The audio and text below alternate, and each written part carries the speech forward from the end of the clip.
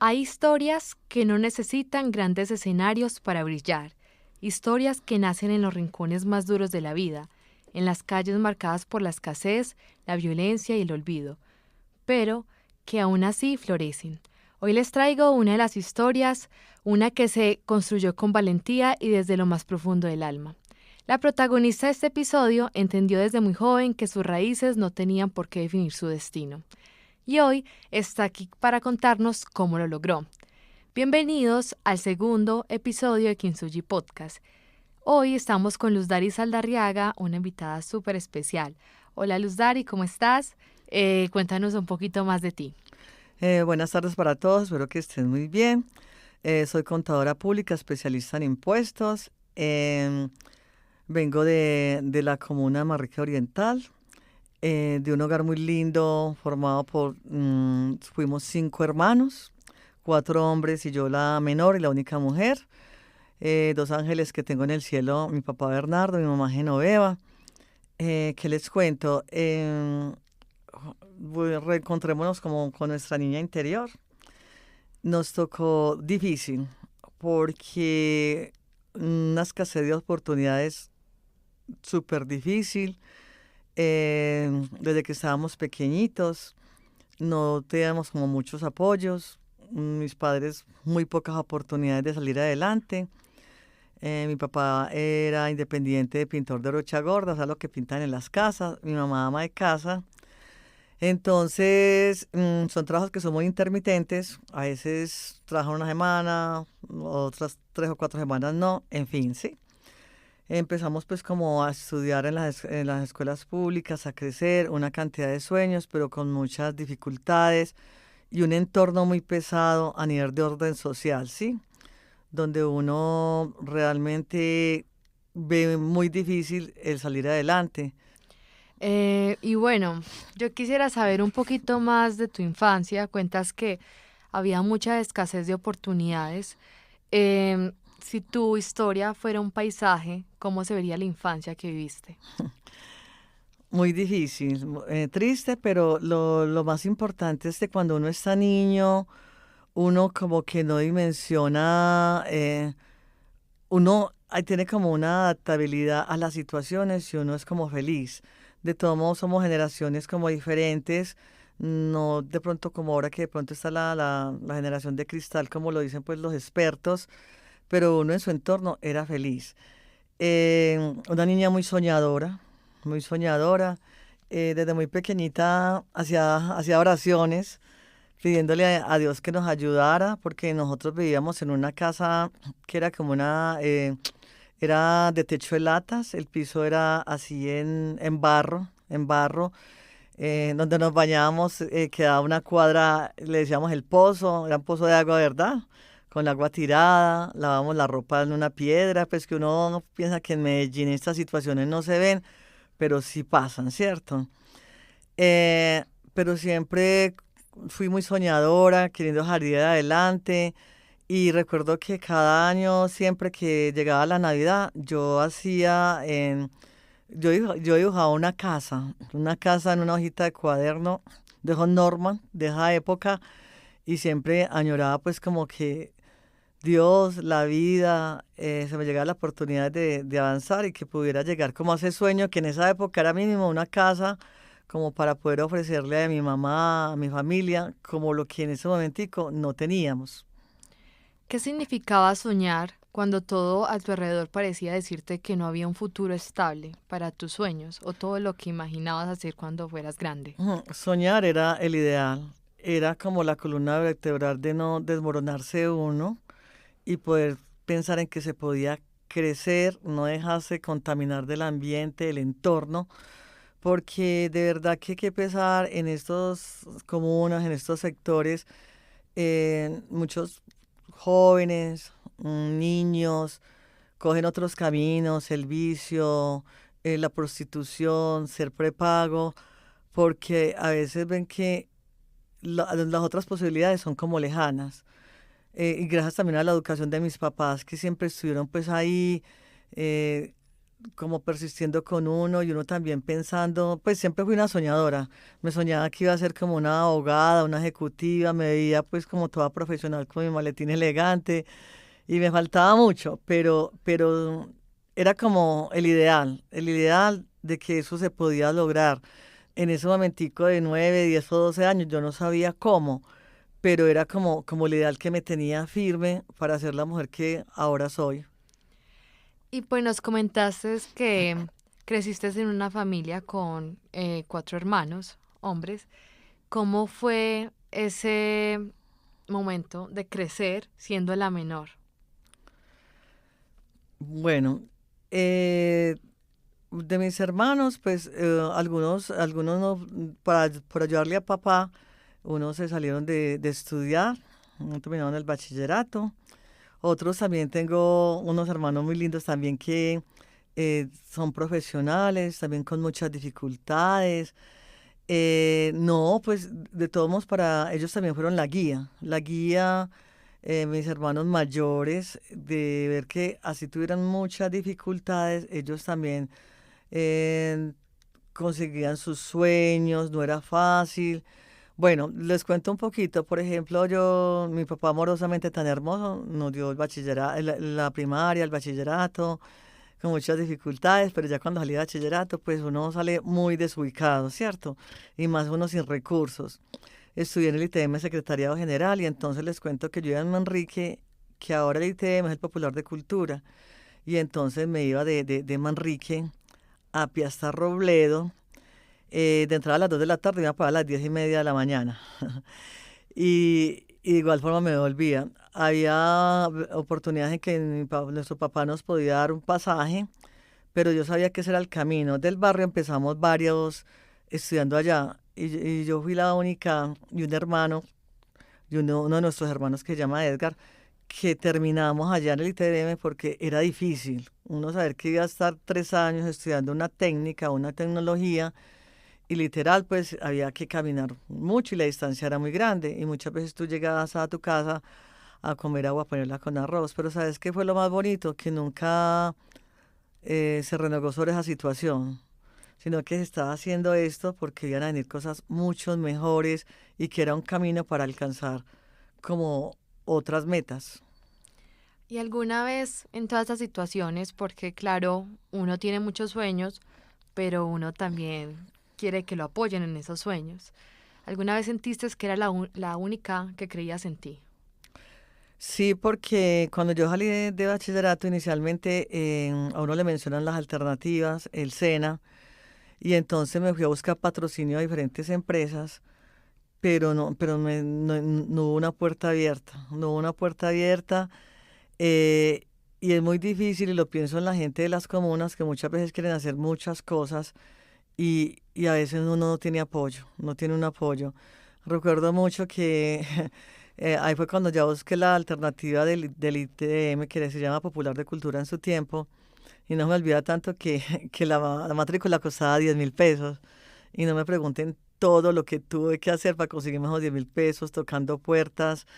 Eso fui hasta arriba, muy arriba, arriba de la Arenilla, que es una parte de Manrique, muy arriba, tratándome de conseguir esos 10.000 pesos para poder matricularme, pero gracias a Dios lo logré. Pero sí, es verdad que uno, cuando está en esas casas, sí ve que el apoyo, no sé si ahora esto ha cambiado más, hay más oportunidades, pero sí le toca a uno a veces muy difícil, ¿no? Y te era creer que sí se iban a dar las cosas. ¿Y quién fue esa primera persona que te mostró que eras capaz de algo más? Pues ve, te cuento que yo desde los 7 años de edad, ahí cerquita donde nosotros vivíamos, había una casa que era muy bonita, ¿sí? De la mejor pues de la cuadra. Y entonces en esa casa, pues conocían a mi mamá, que mi mamá tan linda, también pues ella planchaba ropa, aunque con 5 muchachos no es que le quedara mucho tiempo, pero hacía sus cosas para ayudar a la economía de mi papá. Entonces yo desde los 7 años iba a la casa y a esa casa y barría y trapeaba. Entonces me pagaban con una bolsa con leche, con una librita de arroz, cosas pues así. Entonces fui como pensando que aparte de que estudiaba, pues yo tenía que generar. Y gloria a Dios, pues Dios me protegió, que nunca pues pasó nada, como uno ve actualmente pues con los niños, los abusos que hay, nunca me pasó nada. Y bueno, y esa misma familia le cuidaba a las hijas a las 10, fui creciendo y entonces les cuidaba pues las dietas de los bebés cuando ya se casaron. También cuando ya en bachillerato trabajaba, iba y buscaba trabajo en almacenes por temporadas. Una vez fui celadora en una empresa de muebles los fines de semana, trabajaba y estudiaba, hacía rifas, crié marranos, hacía de todo para poder conseguir el semestre de la universidad. Pero bueno, desde el amor todo eso lo disfrutaba, pero siempre pensando que sí, que se iba a lograr todo. ¿Recuerdas algún momento en el que sentiste que salir de ahí, pues de ahí donde estabas, era realmente posible? Sí, bueno, yo tuve una experiencia a los 7 años de edad que en esa época había un juego que llamaba Cielo, Mar y Tierra y me caí. Y entonces me aporreé en una punta de una escala toda la boca. Entonces a mí los dientes me quedaron flojitos. Y entonces yo llegué sosteniéndome los dientes, no le dije nada a mi mamá. Y mi mamá se dio cuenta como a los 4 días, pero los dientes ya estaban súper salidos y no teníamos forma pues como un odontólogo ni nada. Me tocó aguantarme lo que se llaman, ahora que dicen bullying, dientes de conejo, vas a rayar el piso. Entonces yo en esa época, la alternativa que tomé es ser la mejor, muy inteligente, hacerme notar por otras cosas. Pero fue difícil porque fueron siempre mucho tiempo. Por ahí cuando ya tenía como 16 años, acompañé a una vecina donde el odontólogo y el odontólogo me miró y me dijo, niña, ¿y usted qué pasa con esos dientes? Y yo no tengo forma de arreglármelo. Y me colaboró y me colocaron un retenedor. Entonces ya empezó pues como a cambiar la fisonomía de mis dientes.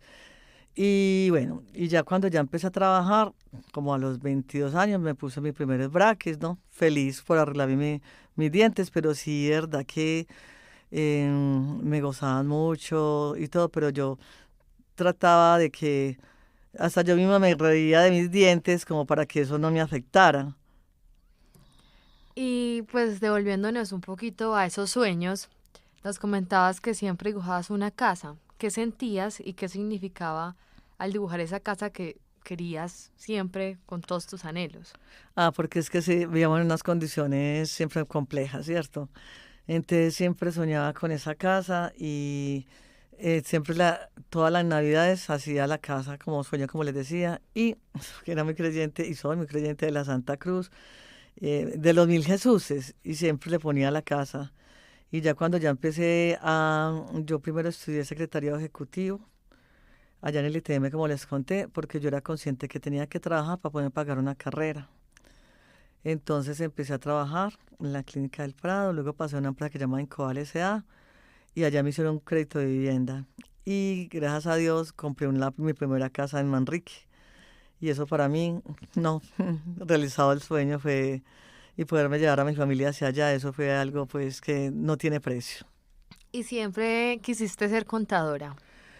Mira, uno cuando está joven es muy difícil decir qué carrera va a estudiar y más cuando tú no tienes recursos, sino que cuando yo estudié Secretaría Ejecutiva empecé en la Clínica del Prado y soñaba con estudiar medicina porque mi jefe era decano de la Facultad de Medicina y él mismo me decía, Luz David, que si usted estudia eso, en la Antioquia se demora mucho tiempo, luego tienes que, cuando terminas, tener recursos para hacer una especialización, para que te pueda ir muy bien, toda la cosa.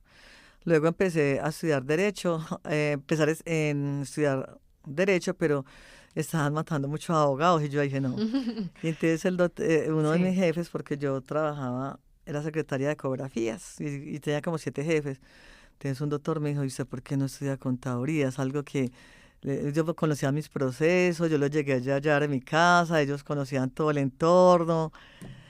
Pero nosotros vivíamos en una casa pues como muy humilde, pero fuimos muy bendecidos porque allá había palo mandarina, aguacate, se producía de todo. Y hasta lo más de bien alimentados salimos porque allá se producía de todo y mi mamá, mi hermano John Jairo hacían eras que zanahoria, de repollo. Entonces Dios también nos premiaba con otras bendiciones para tener como una calidad de vida a nivel de alimentación diferente. Entonces me ingresé al CESDE a estudiar auxiliar contable a ver si me gustaba. Y me gustó y me presenté ya a la universidad y pasé a contaduría pública y ya empecé a estudiar contaduría, me encantó y de verdad que le doy gracias a Dios, a la vida por haber estudiado esta carrera porque que no es fácil y más ahora es muy compleja.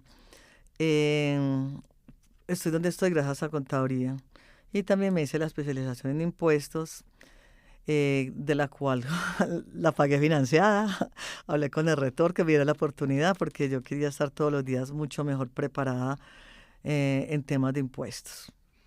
¿Y cómo fue ese momento que dijiste, bueno, voy a estudiar contaduría? Porque me imagino que la estudiaste ya un poco más mayor. Me imagino que hubo muchas puertas cerradas, muchos no, que no te dieron muchas Sí, mire, oportunidades. la sociedad es difícil porque yo empecé a estudiar contaduría a los 24 años de edad Ujú. en la Universidad Cooperativa de Colombia, ¿sí? Y entonces tú llegas a un esquema social donde te dicen, ay, ¿por qué no eres, por ejemplo, en esa época de la Universidad de Medellín? ¿Por qué no estudias en X universidad? Y uno haciendo gárgaras para pagar un semestre en una universidad en la que uno podía pagar, ¿cierto? Porque yo no podía pensar en la opción de la Universidad de Antioquia porque yo tenía que trabajar para poder pagar el estudio. Entonces me parecía muy injusto cuando lo estigmatizaban a uno de esa forma, porque muchas veces, y lo he aprendido con la vida, las universidades son importantes, pero lo que prima es el conocimiento y la experiencia que uno tenga en el campo.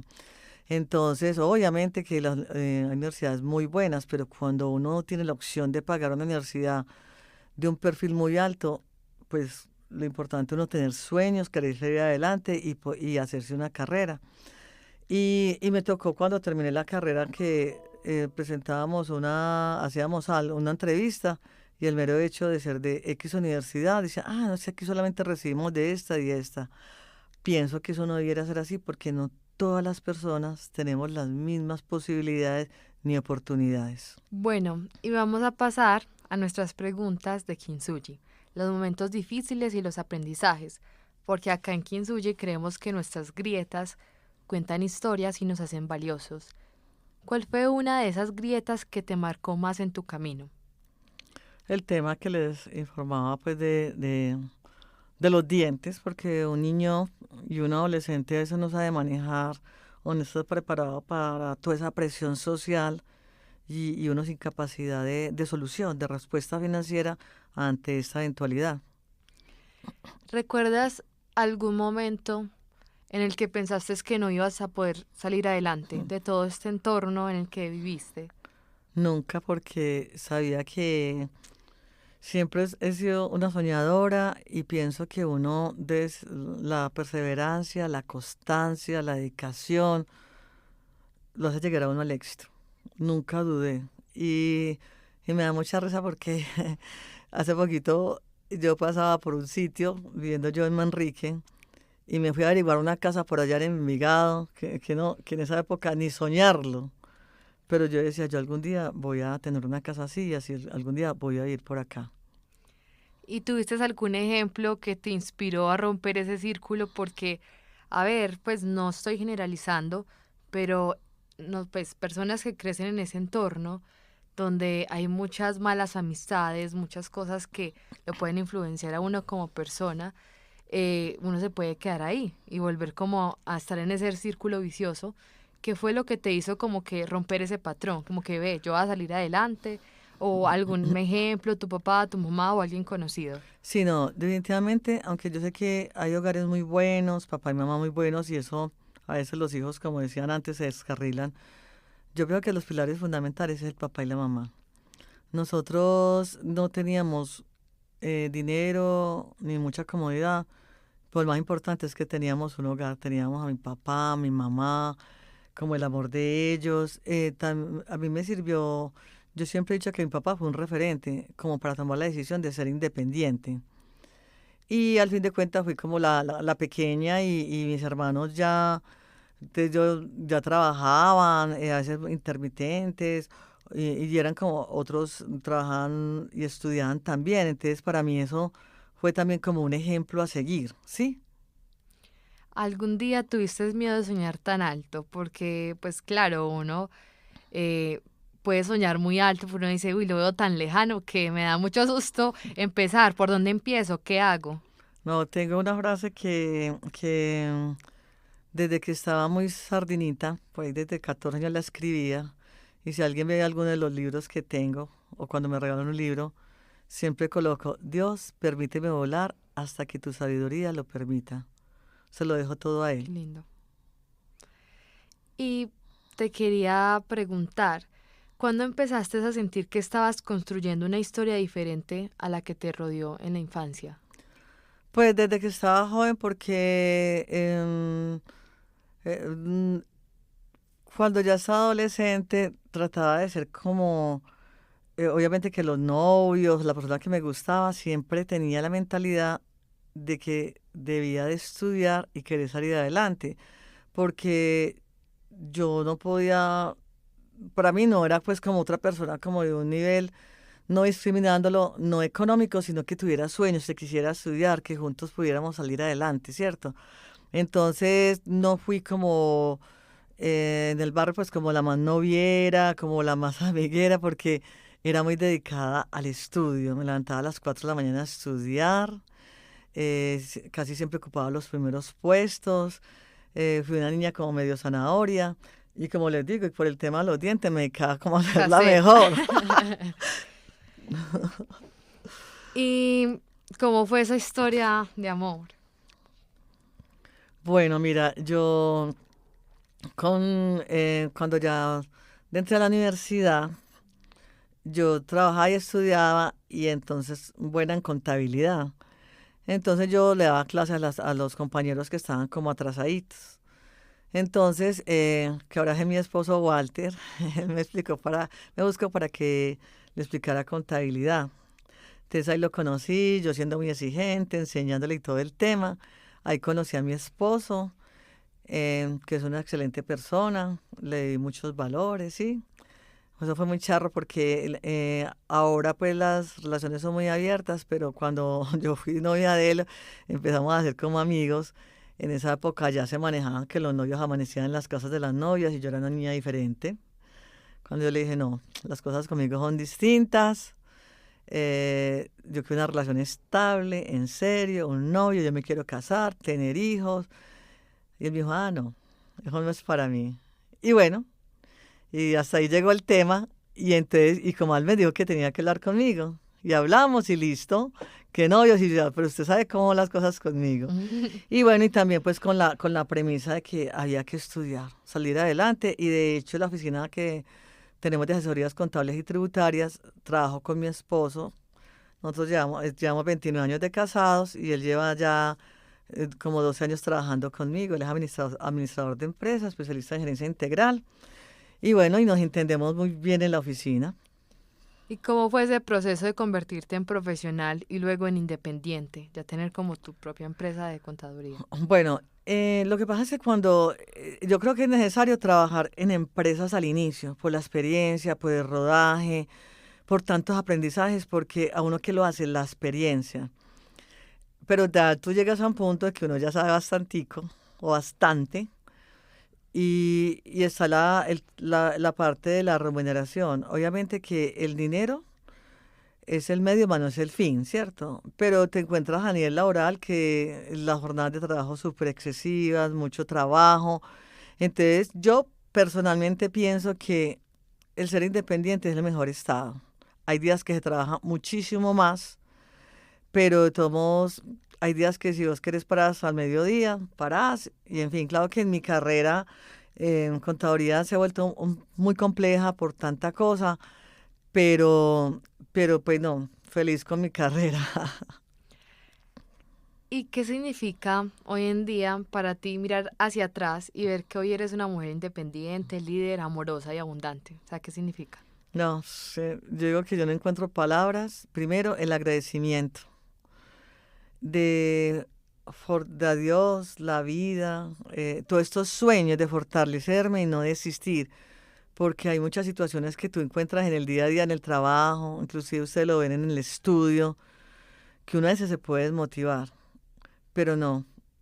Hoy te desmotivas, pero mañana te secas las lágrimas y para adelante. Y no podemos dejar que esto no nos pare, vamos para adelante. Yo pienso que hay que aprender a trabajar en equipo es muy importante, ¿sí? Pero nosotros solo como personas debemos de ser muy fuertes y tener mucha motivación, porque no nos podemos bajar al primer problema, porque problemas pues, todos los días o todas las situaciones se van a presentar. Como dice el tema, cada día tiene su afán. Ha sido difícil, no ha sido fácil y todavía llevo mucho tiempo, mucha experiencia y se siguen presentando cosas. Pero ya, yo digo, todo se va a solucionar.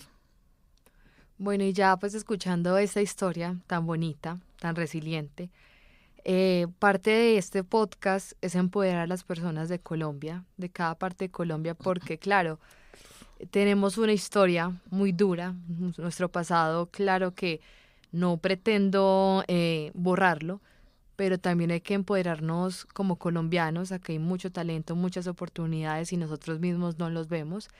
Y siento que cada uno de nosotros está quebrado por dentro, ¿cierto? Y como la técnica del kintsugi nos tenemos que reparar con oro porque eso es lo más bonito. ¿Qué le dirías a las personas que vienen desde abajo, como vos, y que tienen muchos sueños, pero dicen, no, no soy capaz, no puedo, no tengo las mismas oportunidades, o eligen o están indecisos de elegir un camino el que no es correcto? Bueno, yo esa respuesta la partiría en dos. Primero, que no paren de soñar, que no paren de creer en sí mismo, porque esa es como el talón, la columna vertebral que lo hace a uno seguir, persistir y no desanimarse. La segunda parte se la enunciaría a los gremios, a la gente que tiene un poquito más de capacidad adquisitiva, que crea en las personas, que les den oportunidades, porque como les decía yo ahora, yo hice esa carrera con un esfuerzo que hasta hacía rifa de blue jeans, de marrano, de todo, y llegas vos a un ámbito laboral y te estigmatizan que porque vienes de X universidad. Entonces, darle la oportunidad de crecer, que ese país pueda avanzar, ¿sí? Avanzar. Y si la gente se prepara y si la gente estudia, vamos a poder a tener una Colombia mejor.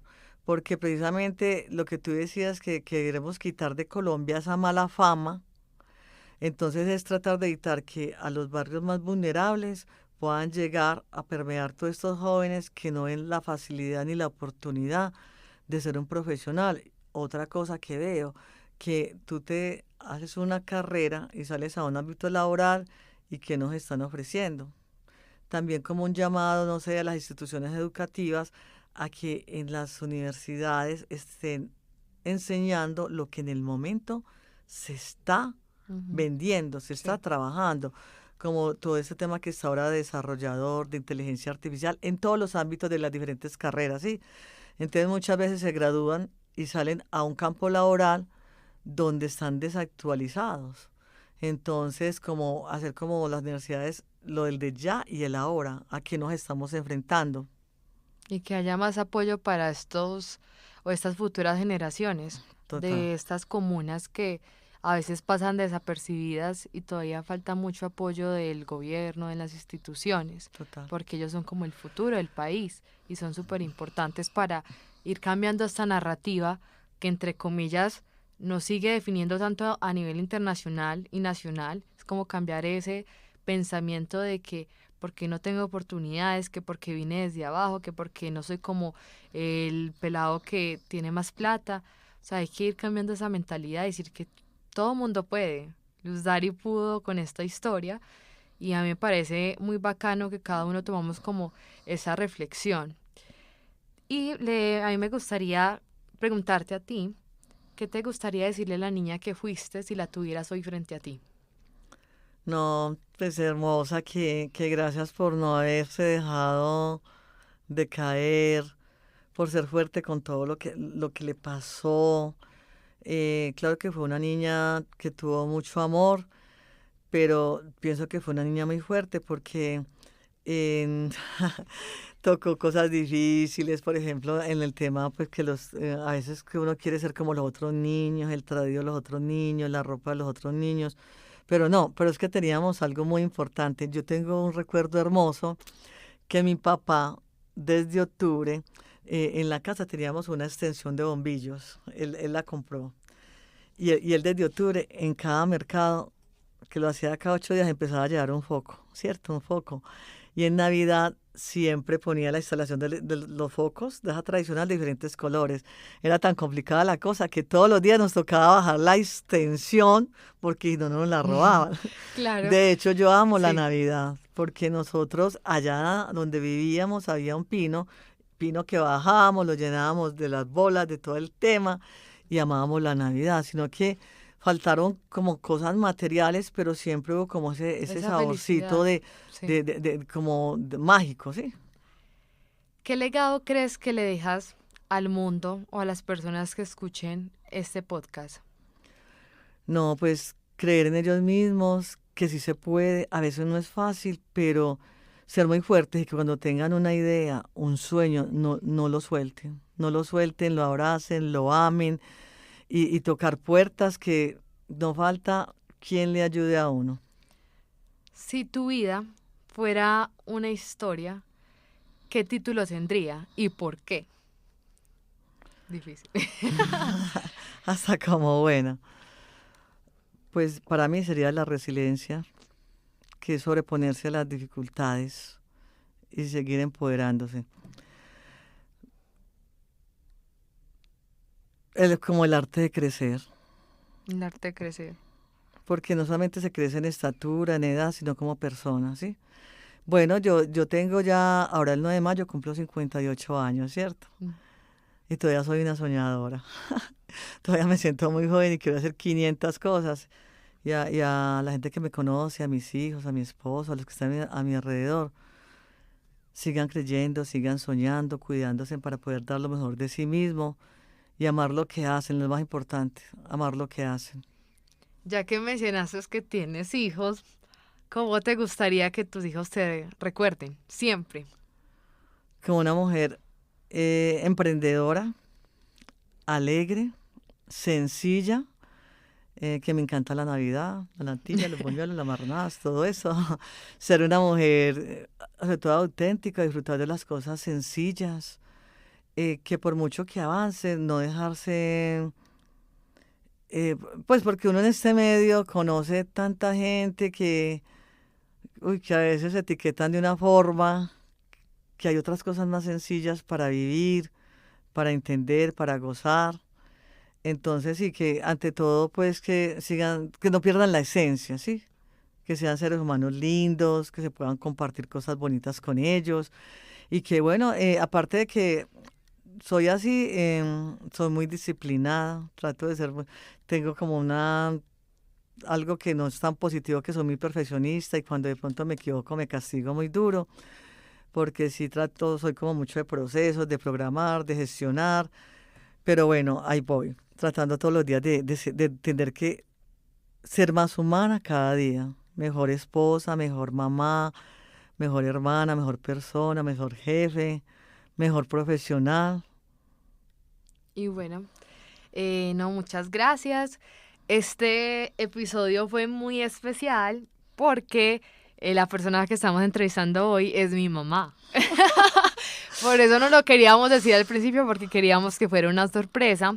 Porque claro, pues al principio pensar esa entrevista fue un poco difícil porque convivo con ella 24/7 y le hago entrevistas todos los días y pues la quería traer acá porque me parece que es un ejemplo de vida.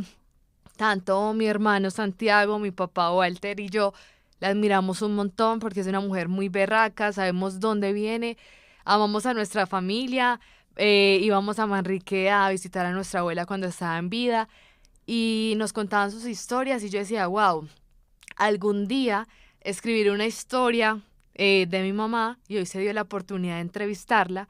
Aunque obviamente la vida de mi mamá tiene muchas historias porque es algo muy extenso, hoy les contó un pedacito de su vida y espero que realmente les haya gustado este podcast, es con todo el corazón. Me siento muy orgullosa de tener la mamá que tengo, es mi maestra de vida. Como dice ella es súper soñadora y siempre ha soñado en grande y eso siempre lo he tenido en mi cabeza. Y no, y como ella me dice siempre que pases algo malo, levantes y para adelante. Entonces, no, muchas gracias. Este es el segundo episodio y espero que lo disfruten. Muchas gracias, mamá. Muchas gracias a ti, a tu compañero Santiago que nos está grabando. Santi, créditos para Santi. Y la gratificación de eso, sí, es como tener la familia que poseo, 2 hijos tan maravillosos como Santi y Sara, que es recoger como los frutos de andar todo este proceso, mi esposo, mis hermanos que los menciono, Nicolás que está en el cielo, mi hermano William, John Jairo, Edgar, mis padres, gracias a ellos, porque de una forma u otra, gracias a ellos estoy aquí. Mil gracias para todos. Muchas gracias. Chao. Chao.